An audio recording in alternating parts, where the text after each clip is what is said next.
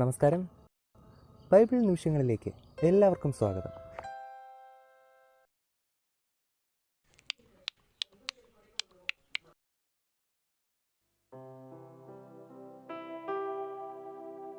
യഹോവ മോശയോട് കൽപ്പിച്ചതുപോലെ അവർ നീലനൂൽ, ധൂമ്രനൂൽ, ചുവപ്പുനൂൽ എന്നിവ കൊണ്ട് വിശുദ്ധ മന്ദിരത്തിലെ ശുശ്രൂഷയ്ക്കായി വിശേഷ വസ്ത്രവും അഹറോന് വിശുദ്ധ വസ്ത്രവും ഉണ്ടാക്കി. പൊന്ന്, നീലനൂൽ, ധൂമ്രനൂൽ, ചുവപ്പുനൂൽ, പിരിച്ച പഞ്ഞിനൂൽ എന്നിവ കൊണ്ട് ഏഫോദ് ഉണ്ടാക്കി.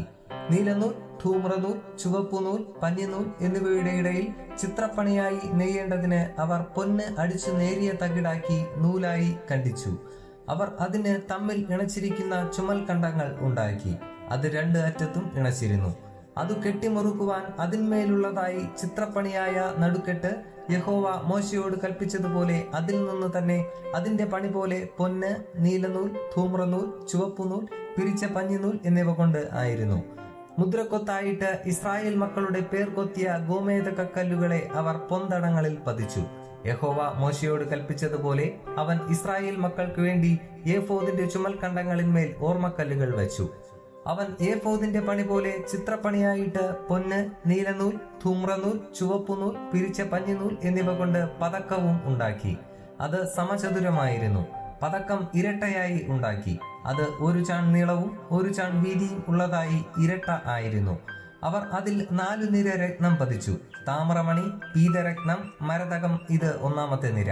രണ്ടാമത്തെ നിര മാണിക്യം, നീലക്കല്ല്, വജ്രം. മൂന്നാമത്തെ നിര പത്മരാഗം, വൈഢൂര്യം, സുഗന്ധിക്കല്ല്.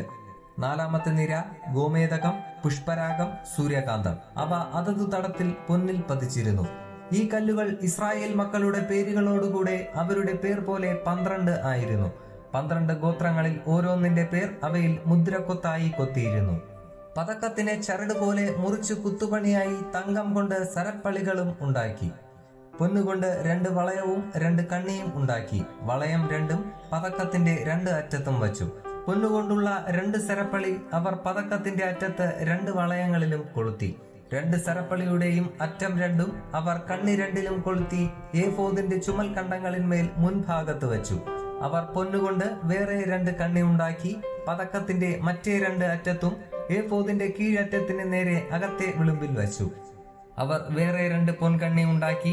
ഏഫോദിന്റെ മുൻഭാഗത്ത് 2 ചുമൽ കണ്ടങ്ങളിൽ താഴെ അതിന്റെ ഇണപ്പിനരികെ ഏഫോദിന്റെ നടുക്കെട്ടിന് മേലായി വെച്ചു.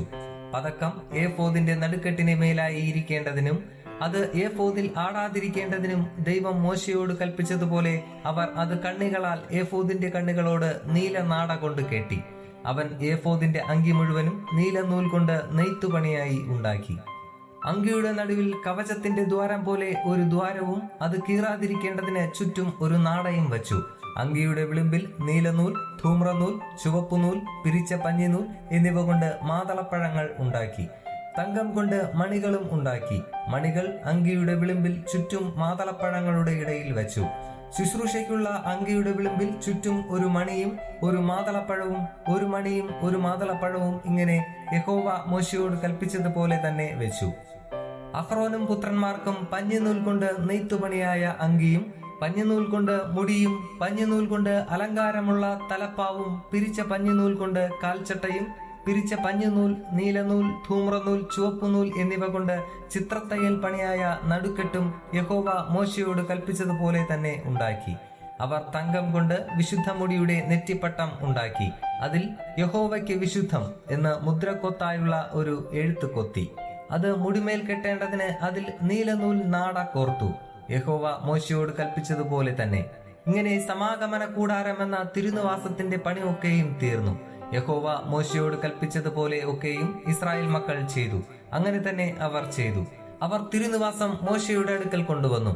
കൂടാരവും അതിന്റെ ഉപകരണങ്ങളൊക്കെയും കൊളുത്ത്, പലക, അന്താഴം, തൂൺ, ചുവട്, ചുവപ്പിച്ച ആട്ടിൻകൊറ്റൻ തോൽ കൊണ്ടുള്ള പുറമൂടി, തഹശു തോൽ കൊണ്ടുള്ള പുറമൂടി, മറയുടെ തിരശീല, സാക്ഷ്യപെട്ടകം, അതിന്റെ തണ്ട്, കൃപാസനം, മേശ, അതിന്റെ ഉപകരണങ്ങളൊക്കെയും, കാഴ്ചയപ്പം, തങ്കം കൊണ്ടുള്ള നിലവിളക്ക്, കത്തിച്ചു വെപ്പാനുള്ള ദീപങ്ങൾ, അതിന്റെ ഉപകരണങ്ങളൊക്കെയും, വെളിച്ചത്തിന് എണ്ണ, പൊന്നുകൊണ്ടുള്ള ധൂപപീഠം, അഭിഷേക തൈലം, സുഗന്ധ ധൂപവർഗം, കൂടാരവാതിലിനുള്ള മറശീല, താമ്രം കൊണ്ടുള്ള യാഗപീഠം, അതിന്റെ താമ്രജാലം, തണ്ട്, അതിന്റെ ഉപകരണങ്ങളൊക്കെയും, തൊട്ടി, അതിന്റെ കാൽ, പ്രാകാരത്തിന്റെ മറശ്ശീല, തൂൺ, അതിന്റെ ചുവട്, പ്രാകാരവാതിലിന്റെ മറശ്ശീല, അതിന്റെ കയറ്, കുറ്റി, സമാഗമന കൂടാരമെന്ന തിരുനിവാസത്തിലെ ശുശ്രൂഷയ്ക്കുള്ള ഉപകരണങ്ങളൊക്കെയും, വിശുദ്ധ മന്ദിരത്തിലെ ശുശ്രൂഷയ്ക്കായി വിശേഷ വസ്ത്രം, പുരോഹിത ശുശ്രൂഷയ്ക്കുള്ള അഹറോന്റെ വിശുദ്ധ വസ്ത്രം,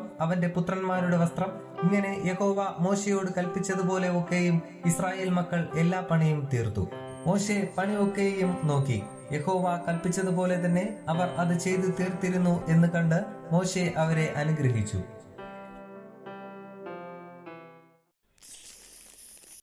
ഇത്രയുമാണ് നമ്മുടെ ഇന്നത്തെ അധ്യായം. ഇത് നിങ്ങളുടെ ജീവിതത്തിൽ വളരെയധികം പ്രവർത്തിക്കട്ടെ, അനുഗ്രഹമാകട്ടെ എന്ന പ്രാർത്ഥനയോടെ ആശംസിക്കുന്നു. ദൈവം ഒരു ദിവസം കൂടി നമ്മുടെ ജീവിതത്തിൽ അനുവദിച്ചു തരികയാണെങ്കിൽ അടുത്ത അധ്യായത്തിൽ നമുക്ക് വീണ്ടും കണ്ടുമുട്ടാം. അതുവരെയും ദൈവകൃപ നമ്മോടൊപ്പം ഉണ്ടായിരിക്കട്ടെ. ആമേൻ.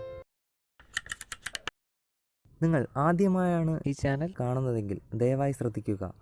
ബൈബിൾ ആദ്യം മുതൽ അവസാനം വരെ വായിക്കുന്ന ഒരു പ്രോഗ്രാമാണിത്. താല്പര്യമുണ്ടെങ്കിൽ നിങ്ങൾക്കും ദിവസത്തിൽ ആകെ 5 മിനിറ്റ് മാത്രം ചിലവാക്കിക്കൊണ്ട് ഇതിൽ പങ്കാളികളാകാം. ഒരുപക്ഷെ ഇത് നിങ്ങൾക്ക് വേണ്ടി കൂടിയുള്ള ഒരു പ്രോഗ്രാം ആയിരിക്കാം.